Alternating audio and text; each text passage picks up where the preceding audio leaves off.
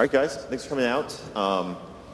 9:10 on a Wednesday morning in a sort of a cold festival pavilion, but if anyone was here yesterday, it tends to warm up in these rooms. So hopefully we have like 2 layers of clothing we can.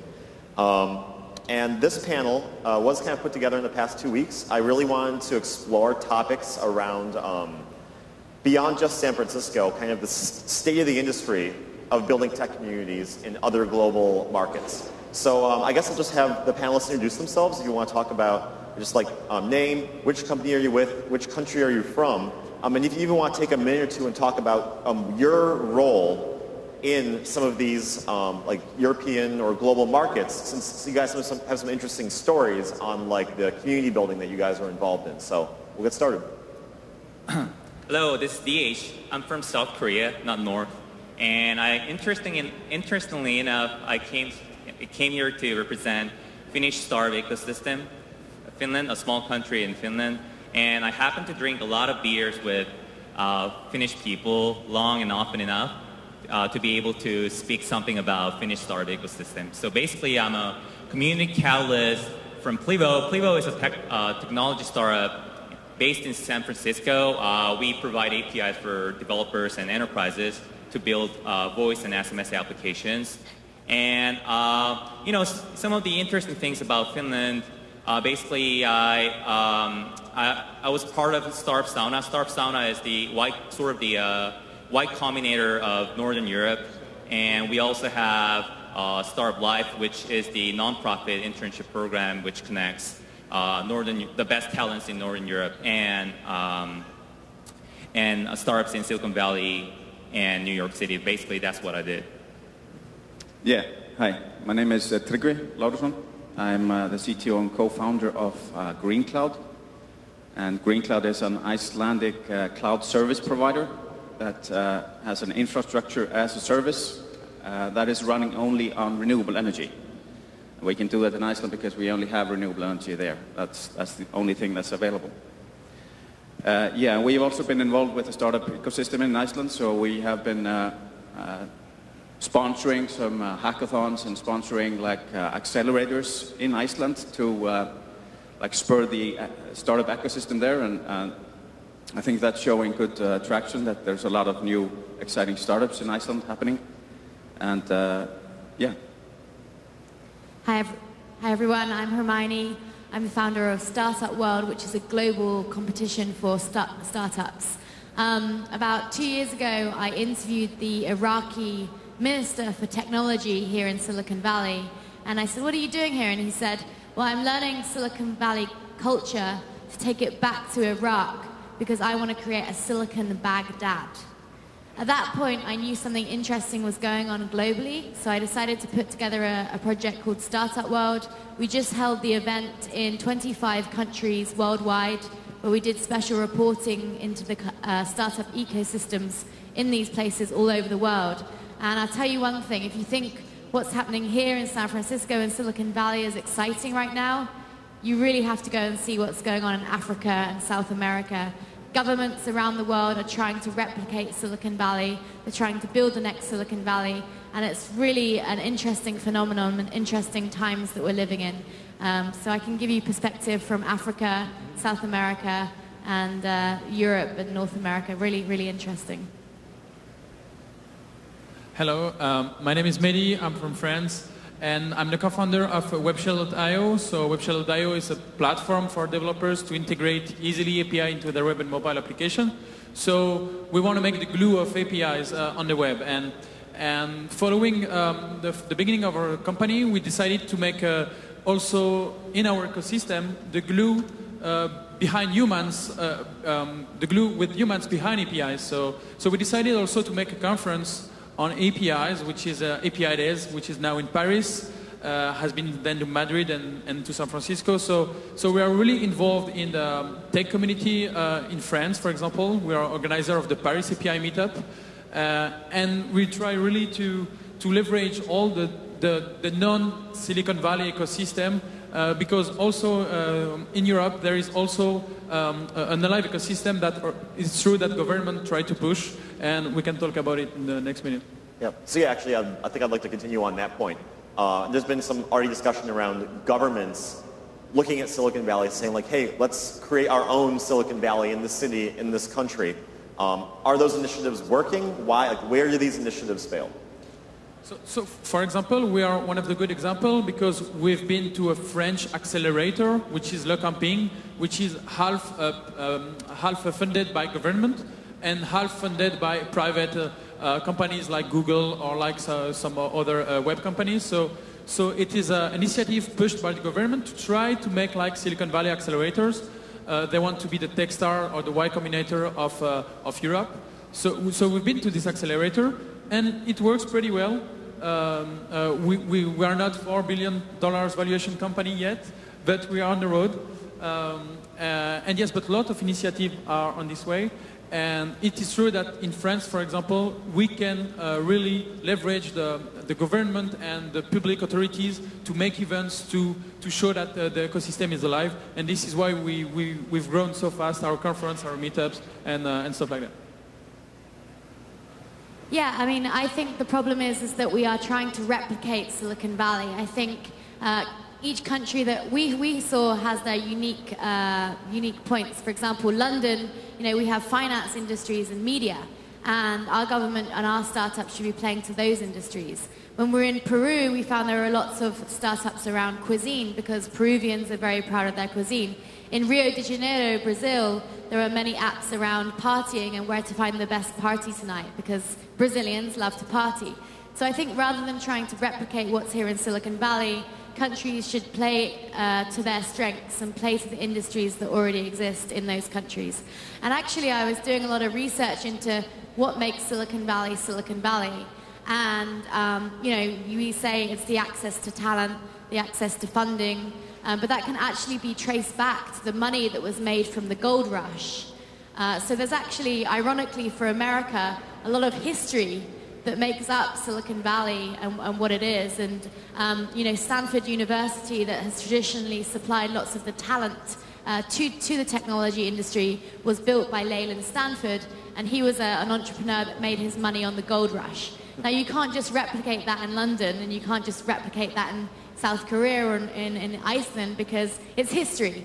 So I think rather than replicating Silicon Valley, governments and countries should play to their strengths. Maybe in France we could see lots of startups around food, and in Iceland, your servers are all cooled by geothermal energy, which is amazing. It does not exist in other countries. So.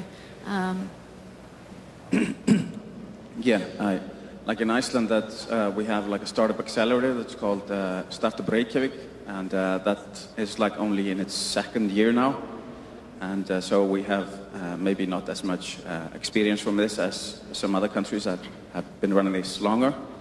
But still, it's showing some good effects, and there are some very exciting companies coming out of that. That's actually partly funded by, or mostly funded by private institutions like banks. So it's not only the government that is working on establishing this ecosystem.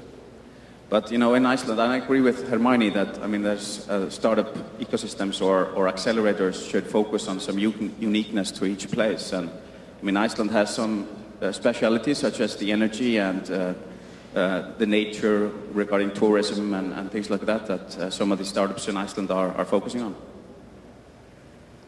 Yeah, I think I can share a little bit of the community-driven perspective. So basically, in reference to the government, government-related discussion.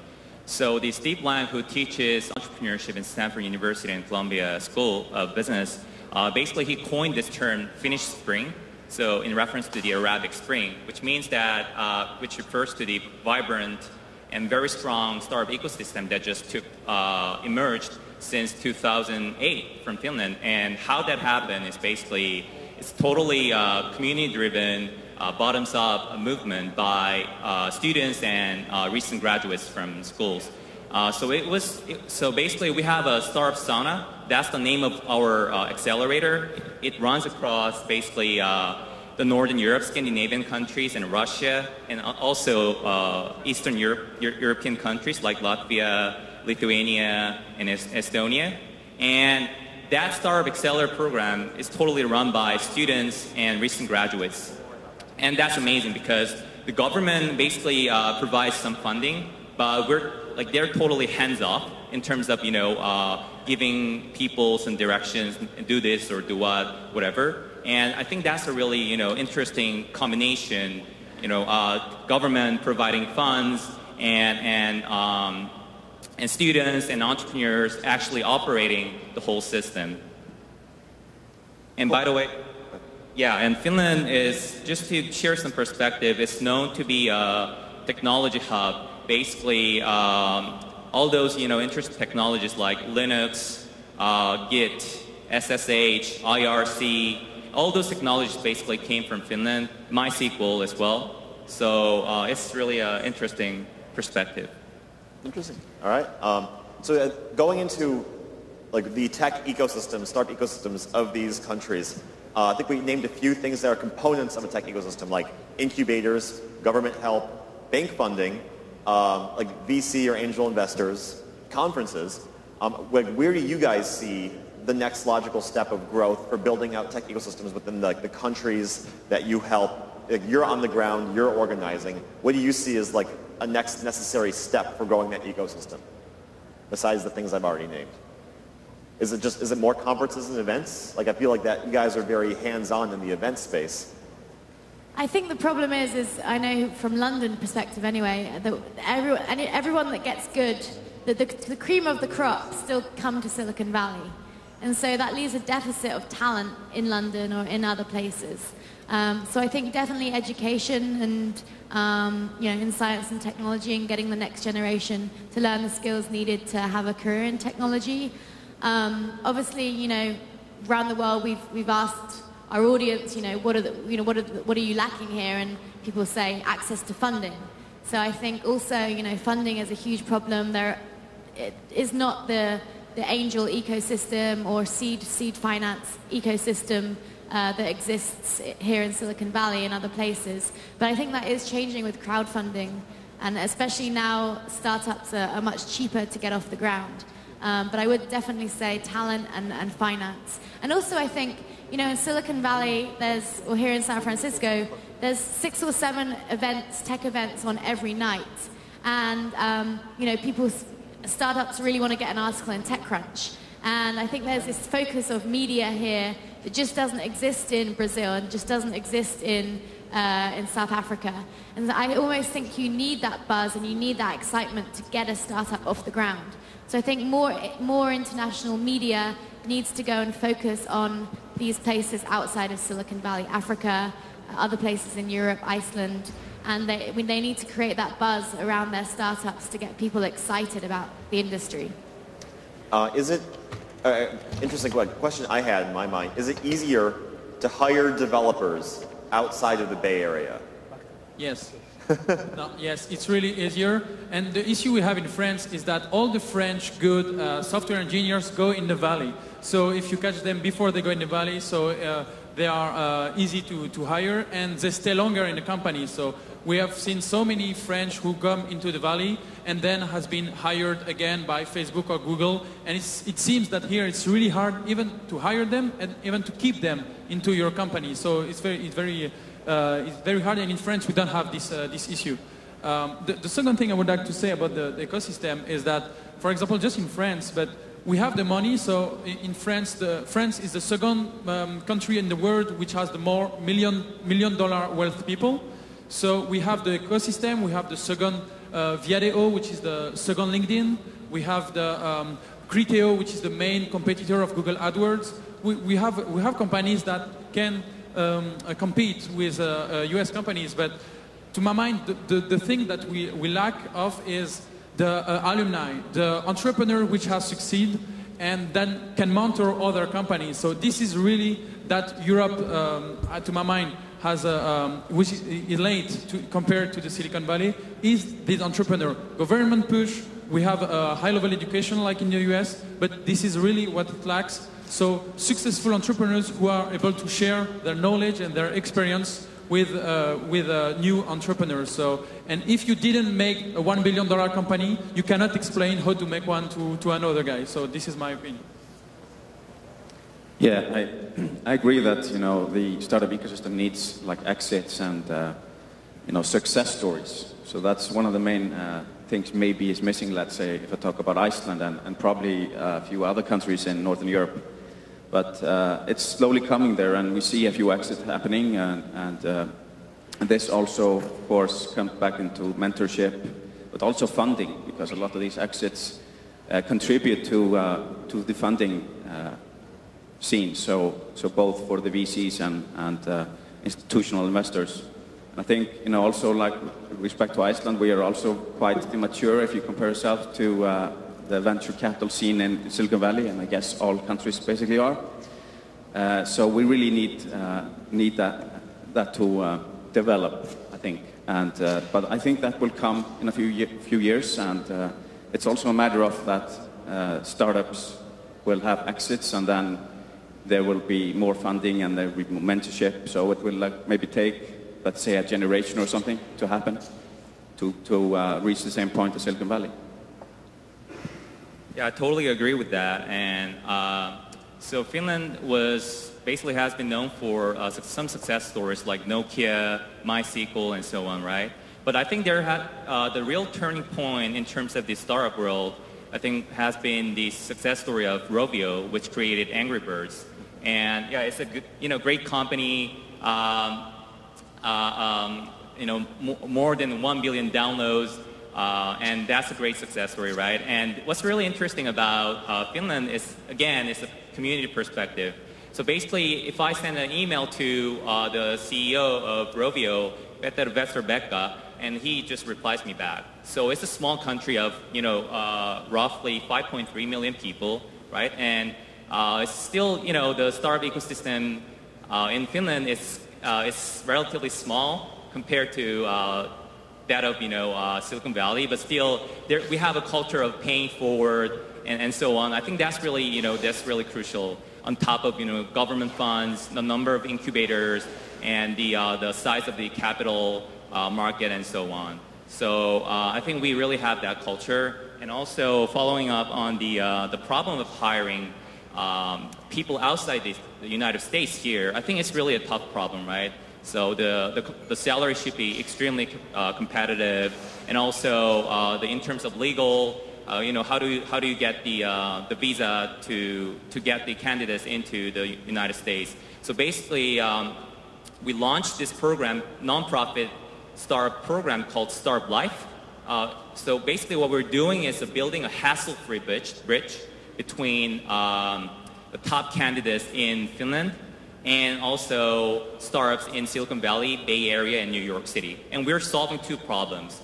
The first problem is basically what I mentioned, the legal problem. So we hired a Silicon Valley-based lawyer who specializes in US visa, and he handles all those applications and practicalities related to that. Also, we're solving the second problem of the traveling cost and the visa application fee and so on. So the tagline or the motto is that we, at Startup Life, we let you hire international people as if you're hiring local people here. So I think that's been a really huge success story, because we basically opened up a new application recently, and almost 20 Y Combinator-backed companies sign up for the program, and that's almost a 300% up from last batch. So yeah, I think that's pretty much about it. Cool. So in terms of startup world, and you're going to Hermione, going to like Asia, South America, how you see like hiring developers or hiring the right kind of developers being different from like Silicon Valley? Well, the quality of startups that we saw throughout the world, even in places like Rwanda and Tanzania, were on par with the quality of startups here. So I don't think it's a problem of hiring developers or, these countries not having the right talent. I think in order for a startup to get off the ground in a place like Rwanda, it's relatively easy in terms of talent, but I think taking that startup to the next stage, because there is no funding and no venture capital industry, is the problem. But for me, to go on the point of what's missing, we haven't talked about infrastructure. So in Rwanda, you know, for me, Rwanda was the most exciting place that I went to because Rwanda is still a country in the middle of Africa. They've been fighting each other throughout the genocide for the last 10 years, and now they're trying to market themselves as the Silicon Valley of Africa. And the government just invested $91 million into laying the fastest fiber optic cable throughout Rwanda. So now their Wi-Fi is just as good as ours here. And when the next generation of people are, you know, equipped and educated and building startups on par with what we're building here in Silicon Valley, I think it's going to change the whole economic structure of the country. But I think, you know, as the industry in all these places start to grow and as the governments realize that they need to invest more in education, then we are going to be seeing more of the right talent. So you're mentioning, like, for example, I know in Asia, Africa, there's a lot more mobile innovation because oftentimes people skip right to smartphones, like, and that's how they connect to the web. And that, like, API days, one of the first API conferences started in France. And we have, like, another example is Social Data Week, which is run by a guy out of London and is based in London. It's probably one of the first big events specifically around social data. So, like, there's kind of this trend towards European countries or countries around the world taking a lead in certain areas, certain industries that Silicon Valley is not yet a lead in. Right. So, like, in what ways have you seen your countries or countries like that you're involved in take a lead beyond, like, what Silicon Valley is doing in a certain space? Right. So one of the things that interests me is that I think India has more cell phones than toilets, and much of Africa, you know, they don't have smartphones, but they do have first generation lead phones like Nokia's. And there's a service in Africa called M-Pesa, and 3/4 of Kenya's GDP goes through M-Pesa. And you can pay for your utility bills, your rent via SMS through M-Pesa. So in effect, that's way ahead of anything we have here yet. I know Google are trying with Google Wallet and other services, but you know, and also I've been to Sierra Leone, and the one thing that Sierra Leone has is sun. And so now solar panels are getting cheaper. Their government is trying to put solar panels out everywhere. So I think in places like Africa and India, we are seeing a skip or a jump in terms of the technology being used. And as I said before, I do think that different countries have their own unique industries that don't exist in Silicon Valley. And, you know, for example, even New York. You know, New York has finance, media, publishing. Silicon Valley does not have those industries, and inevitably those industries will be innovated by the internet. And so I think these regional places should play to their strengths. Yeah, also for France, for example, I think in the last 5 years, France did just see that France doesn't have to have any complex to the Silicon Valley. The French software engineers work in the valley, so and also the companies, like I said, the main competitor of LinkedIn is French. The main competitor of YouTube was Dailymotion, which is French also. Then Yahoo tried to acquire it, but the French government, okay. And for this reason, I think we just now are aware that the local ecosystem is as valuable. For example, the CTO of Eventbrite is French. The CTO of LinkedIn, I think, also.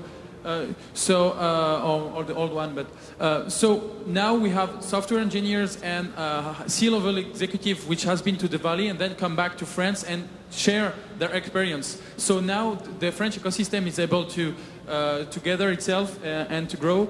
And for example, for the conference, we had this ecosystem. We had the local technical people which was able to provide the content, but also we invite international speakers because it's Paris.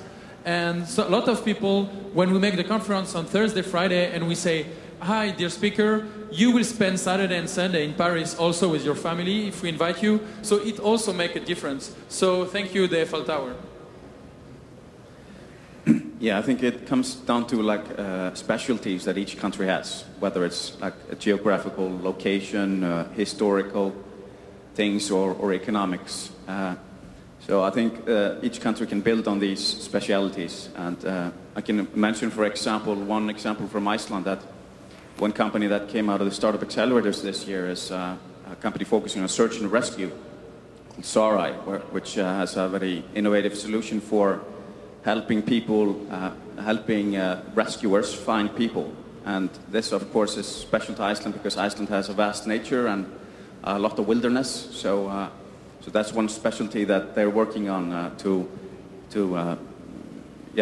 and we're actually sponsoring that company as well in the incubator. So that's kind of how one company can help another.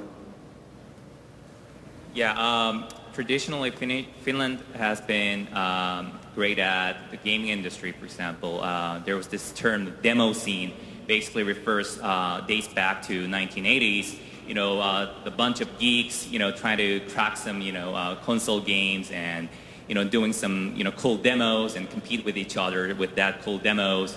And basically at that time, at a certain point in time in 1980s, the PC penetration rate was the highest in Finland.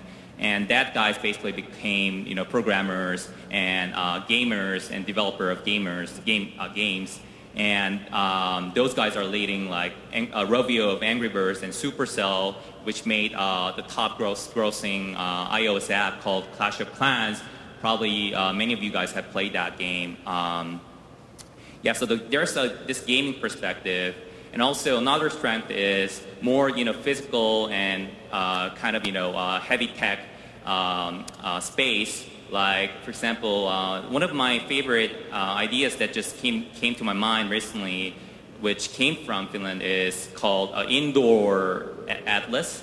Basically, what they do is they enable people to use their smartphone to detect magnetic variation and anomalies, and then automatically build up an indoor navigation map. So once you just, you know, plug in the floor plan of the physical building, you can use your smartphone to build up the detailed indoor navigation map.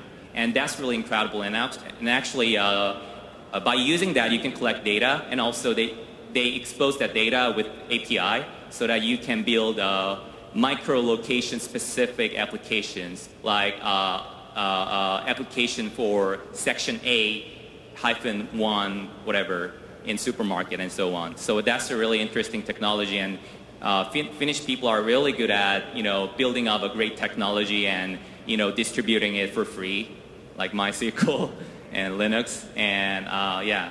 So I think that's pretty much about it. So since this is DataWeek in the API world, I should probably ask the question, and a lot of you guys are in other countries working on data and API companies. Why I've kind of seen data and APIs being ahead of maybe you know, a lot of the consumer tech or a lot of other types of technology, that data and APIs can get more of a foothold in other countries faster. Maybe it's because your customers are businesses and you're solving like a, you know, back-end enterprise or infrastructure problem. Maybe it's because you're like the glue that's holding web services together, and it literally doesn't even matter where you're based. But like, why is data API specifically, that innovation, seeing to thrive outside of Silicon Valley, outside of the U.S.? Why do you think it is? Yeah. Okay. So to my mind, there was a to my mind, data can spread at the speed of IDs. So data now on the web is the lightest we can. We have, for example, the JSON format, which is extremely light format to transmit data from another point to another a computer to another computer. So now there is no geographical limit with APIs. Let's think 20 years before in the software industry, you want to sell data, you want to exchange data with a customer or supplier. So you have to make travel, then a first meeting, then discuss, then a second meeting, then discuss, then a contract that you write, and then you are able to share the data. Now it was maybe between 4 weeks to 9 months to make this kind of contract. Now it's 10 minutes on an API portal and a developer portal to register and ask an API key. So the geographical thing is not anymore an issue. And you can run a company in Finland, in France, in Africa, in everywhere, and be an API company and provide a service or provide a data. So this is why I think the other ecosystem that the Valley can spread and can grow, it's because of now the geographical limit is not a limit anymore. It's not a bug, it's a feature now. I guess in one sense, the growth of the API economy is the growth of like plug and play business, right? And like when you reduce the transaction cost of doing business down to the point of like integrating an API, and obviously since you're an API that lives in the cloud, I guess the point is that it doesn't matter where you're based. You can just be part of the the API economy. Yeah, so I just take the example of the container, the shipping container. The shipping container made the world smaller and the economy bigger because of it was really costless to send a good anywhere in the world because of the container and the multimodal stuff that without the container it was too high, too long and too expensive to do. So an API are kind of containing the data, putting it into an interface that is really easy to use and that you can ship anywhere in the world in milliseconds. So this is why the API economy is growing fast. The container made 50 years to spread and to make the supply chain industry really big. APIs will take 5 days to 10 days maximum. The next 5 days. The next 5. We are in the 5 days, so in 2 days. We're in the 5 days. All right, cool. And then another question I had, kind of reversing what we've been discussing in this panel talk.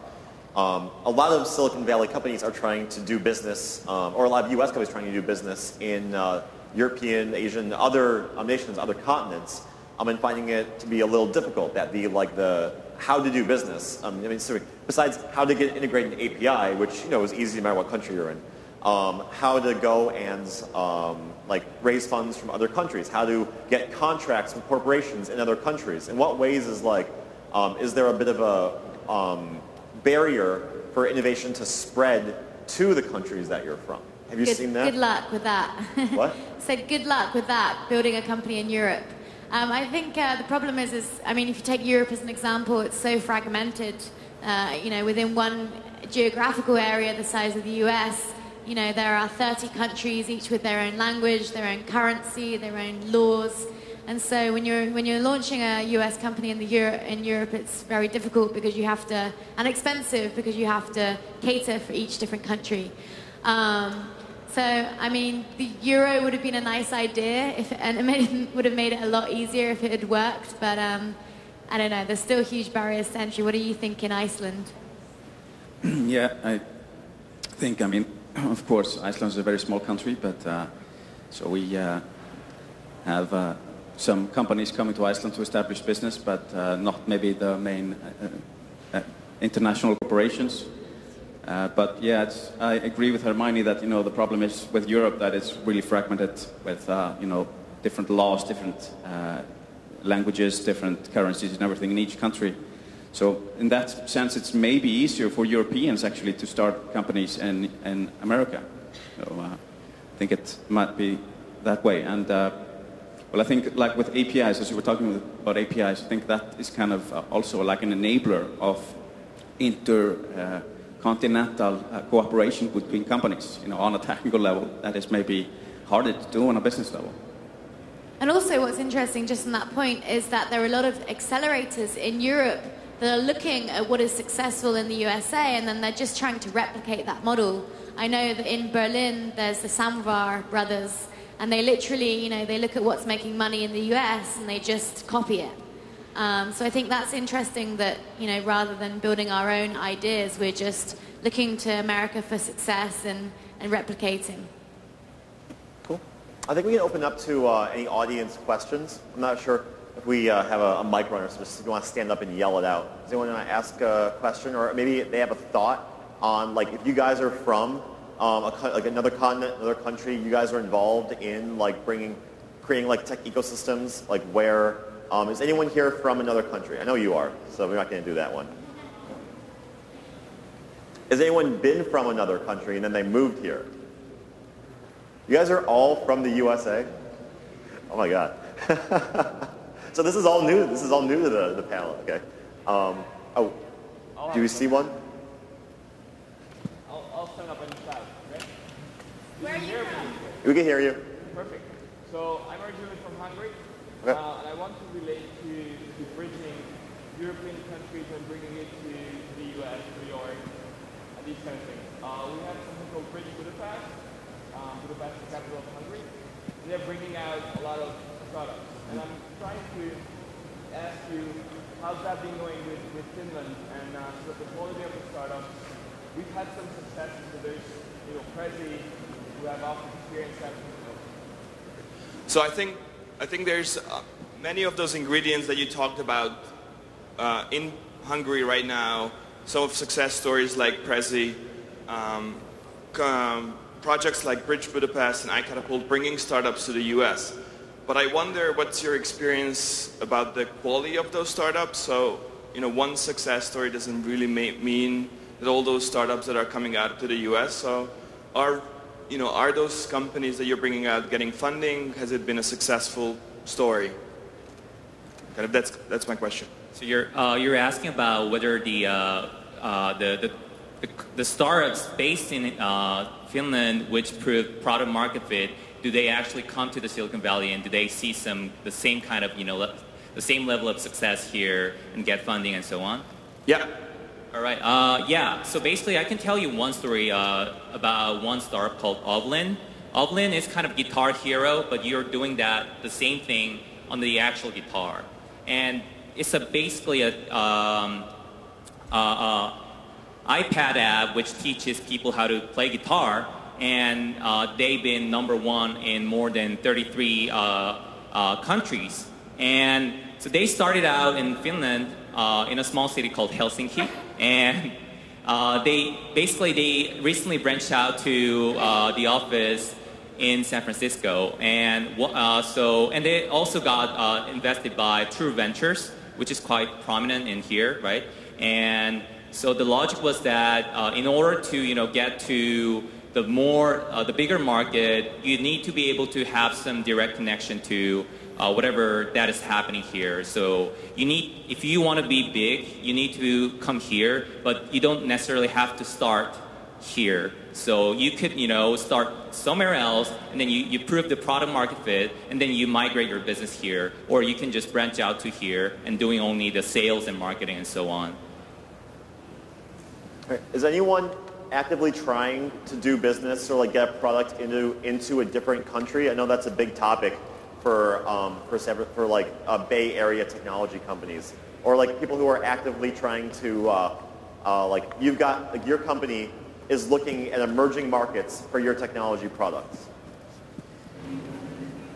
All right, you can go. We're getting you a mic.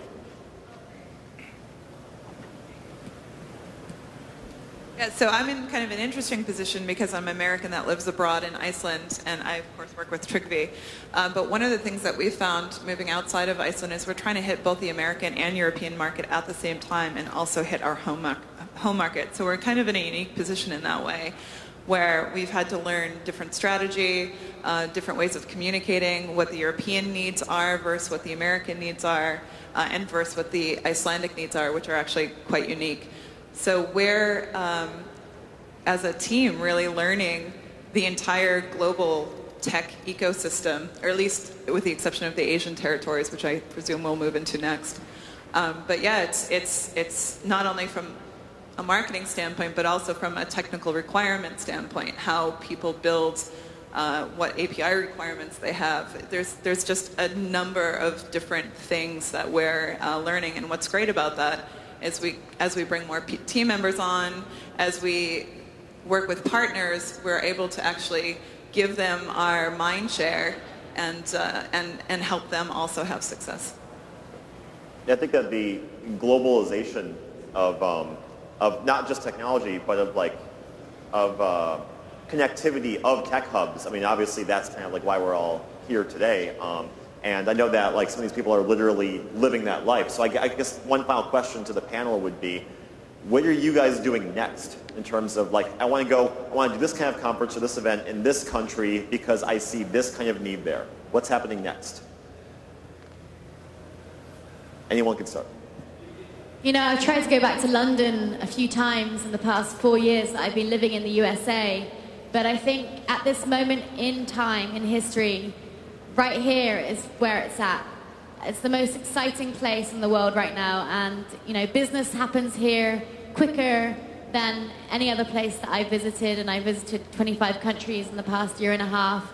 I just think the pace of what gets done here in San Francisco, it's not even about Silicon Valley anymore, it's about San Francisco. The pace of what gets done here, people's open mentality, and the rate at which startups are getting built here and developers are pushing their code is astronomical, and it just doesn't exist in other places. And so for me, you know, this is where I'm going to be staying for the foreseeable future. But you'll still be doing 25 countries in the next year. Okay.